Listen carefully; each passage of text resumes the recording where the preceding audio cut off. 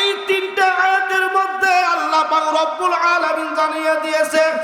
এক নম্বর আয়াত হলো আল্লাহ পাক রব্বুল আলামিন জানিয়ে দিলেন, ইন্নামাল মুমিনুনা আল্লাযীনা ইযা যুকিরাল্লাহু ওয়াজিলাত কুলুবুহুম। আল্লাহ পাক রব্বুল আলামিন জানিয়ে দিলেন, এক নম্বরে মুমিন ব্যক্তি কারা? যার ভেতরে আল্লাহ পাকের ভয় আছে। আমাদের ভেতরে আল্লাহ পাকের ভয় নাই।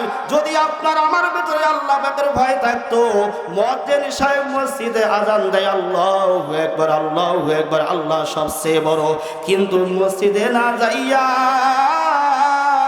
চার স্তরের মধ্যে বিভিন্ন জায়গায় আমরা ঘোরাফেরা করি।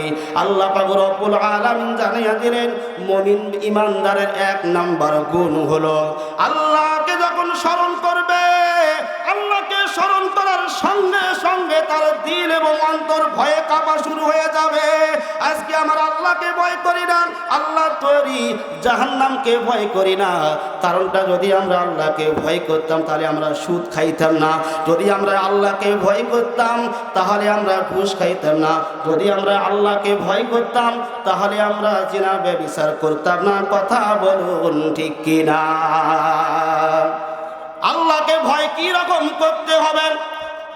মসজিদে যখন মুয়াজ্জিন সাহেব আযান দিয়ে দেয়, আযান শোনার সঙ্গে সঙ্গে সমস্ত কাজগুলো ছেড়ে আপনাকে আল্লাহর ঘরে যে হাজিরা দিতে হবে, 5 ওয়াক্ত জামাতের সহিত নামাজ আদায় করতে হবে। তাহলে আপনি আল্লাহকে ভয় করতেছেন। আবার অনেক আল্লাহর বান্দা আছে নামাজ না পড়ি কিন্তু আমার ঈমান 100 কথা বলুন ঠিক কিনা? আল্লাহ পাক রব্বুল আলামিন 2 নম্বরে জানিয়ে দিলেন, ইমানদারের 2 নম্বর গুণ হলো ওয়াইযা তুলিয়াত আলাইহিম আয়াতুহু যাদাতুহুম ঈমানা। আল্লাহর পবিত্র কালাম থেকে যখন কোনো আয়াত তেলাওয়াত করা হয়, ওই আয়াতকে বিশ্বাস করে তার ঈমান বেড়ে যায়।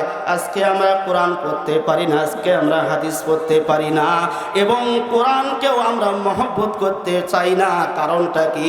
শয়তানের আমরা মুরিদ হয়েছি। কথা বলুন ঠিক কিনা? আল্লাহ পাক রব্বুল আলামিন জানিয়ে দিলেন, ইমানদারের 2 নম্বর গুণ হলো ওয়াইযা তুলিয়াত আলাইহিম আয়াতুহু যাদাতুহুম ঈমানা। মুমিন বান্দার সামনে যখন কোরআন তেলাওয়াত করা হয়, আল্লাহর কালামুল্লাহর আয়াত যখন তেলাওয়াত করা হয়, ওই আয়াতকে বিশ্বাস করে তার ঈমান বেড়ে যায়। আপনার ঈমান বাড়তেছে আপনি কেমনে বুঝবেন? আপনার ঈমান বাড়তেছে আপনি কেমনে বুঝবেন?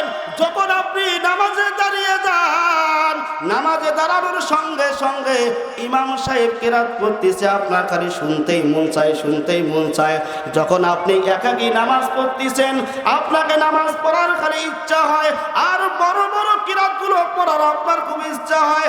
আপনি ভেবে নেবেন আপনার ঈমান বাড়তেছে।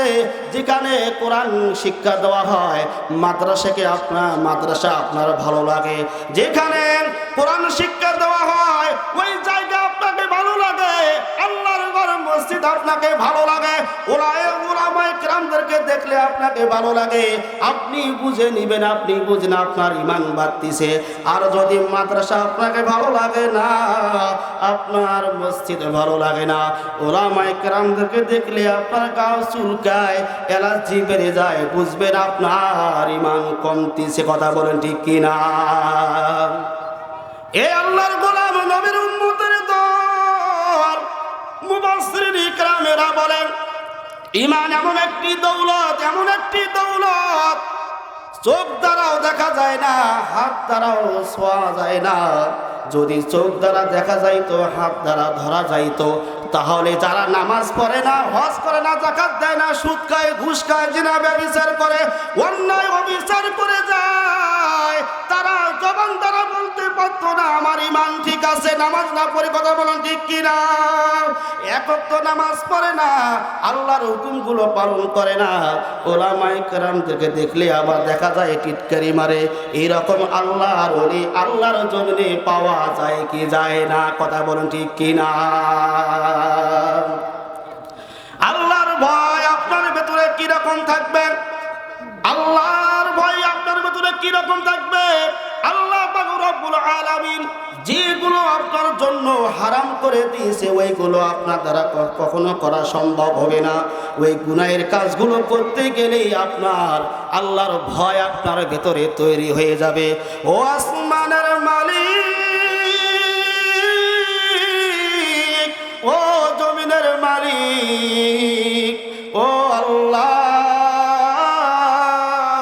আমি তো আপনাকে ভয় করতেছি, আমি তো আপনাকে ভয় করতেছি, কারণ আপনি যে কাজগুলো করার জন্য হারাম করে দিয়েছেন ওই কাজগুলো আমি কোশ্চেন কালো আমি করব না। এমনও আল্লাহর জমিনে আল্লাহর বান্দা আছে 5 ওয়াক্ত নামাজ পড়ে আবার চুরি করে, কথা বলেন ঠিক কিনা? আল্লাহর জমিনে এমনও বান্দা আছে 5 ওয়াক্ত নামাজ পড়ে, মাথায় টুপি আছে, আবার দেখা যায় সুদ খায়, 5 ওয়াক্ত নামাজ পড়ে আবার দেখা যায় ঘুষ খায়। এরকম ইমানদার ওই সমস্ত বান্দারা কোশ্চেন কালো ইমানদার বলে দাবি করতে পারবে না।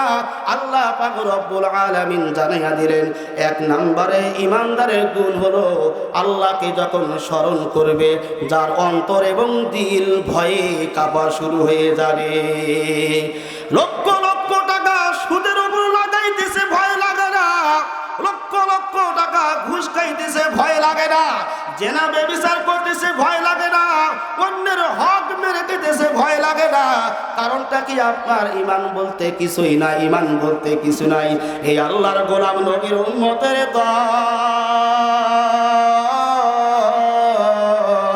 আল্লাহ পাক রব্বুল আলামিন জানাইয়া দিলেন 3 নম্বর ইমানদারের গুণ হলো ওয়া আলা রাব্বিহিম ইয়াতাওয়াক্কালুন, সর্ব অবস্থায় আল্লাহর উপর ভরসা করবি।